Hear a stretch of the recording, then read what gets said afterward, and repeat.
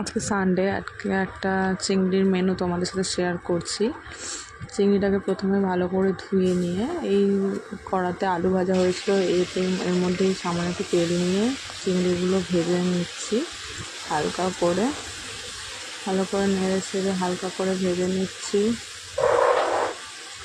বেশি না, সামান্য সামান্য ভেজে নেওয়া হয়ে গেলে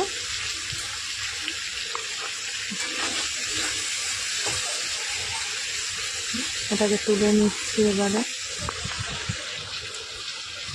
তুলে নেওয়ার পর আবার এর মধ্যে একটুখানি তেল নেব, পরিমাণ মতো তেল নেওয়ার পরে পেঁয়াজ, কাঁচা লঙ্কা, টমেটো কেটে রেখেছি, এগুলো তেলের ওপরে দেবো। সামান্য ভেজে নিয়ে নুন, হলুদ, জিরের গুঁড়ো, লঙ্কার গুঁড়ো দিয়ে ভালো করে মিশিয়ে নেওয়ার পরে সামান্য একটু জল দিয়ে ফোটানোর পরে চিংড়িগুলো দিয়ে দেবো।